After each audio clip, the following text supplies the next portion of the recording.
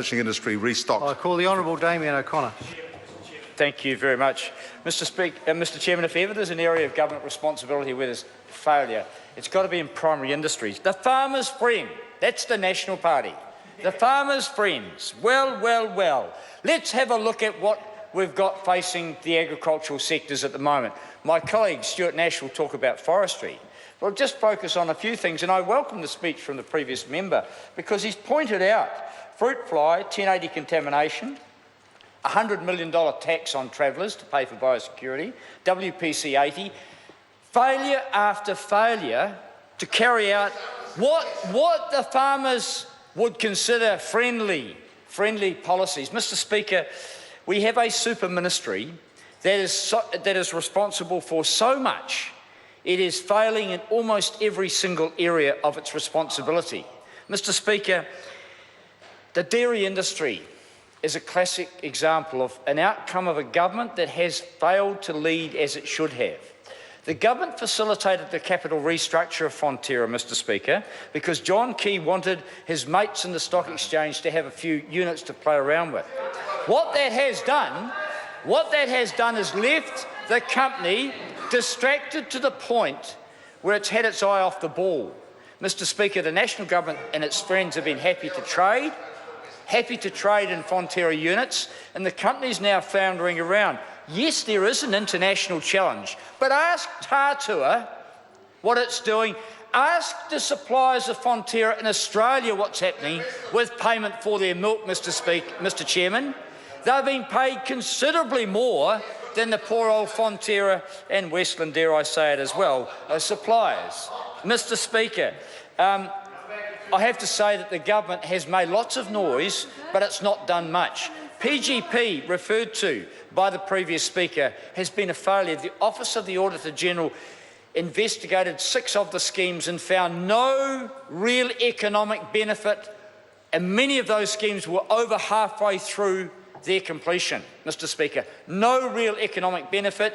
It said that they could not identify additionality, which was their polite word for saying this should have been business as usual, and the government spent money and we haven't really seen any additional benefit. Mr Speaker,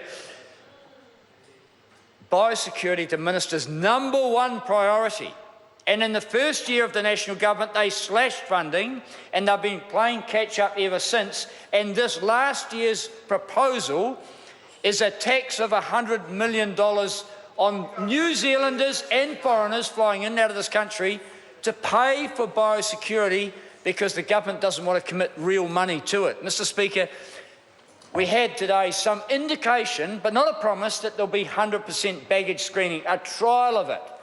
We in Labor implemented 100% baggage screening and we had no fruit fly incursions. The government removed it and we've had 4 incursions with potentially huge and damaging results for our economy. Mr Speaker, if it was the Asian fruit fly, not the Queensland one, we would be in desperate situation, Mr Speaker.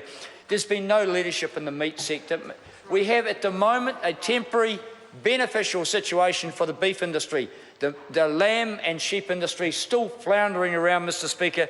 MIE, the farmers themselves asking for leadership from the minister, and it's nowhere to be seen. Mr Speaker, while the previous member talks of the cooperatives, and I support them too, but Alliance and Silver Fern Farms have not been serving the meat industry and all the players as they should have been, and indeed their suppliers, Mr Speaker, haven't been served that well as well. They want leadership, they want vision, they want a clear direction that will provide a better alternative than the dairy industry that at the moment is floundering around. And while people might say it's not a crisis, go and ask a farmer who's facing the banks and negotiating their way to a future. Mr Speaker, it is a tough situation brought about by a government that is laissez-faire, that is prepared to accept market signals, and the member at the back there, the ex-Zespri employee, nodding his head about the wonderful management from government. Zespri's there because of Labor Party legislation and discipline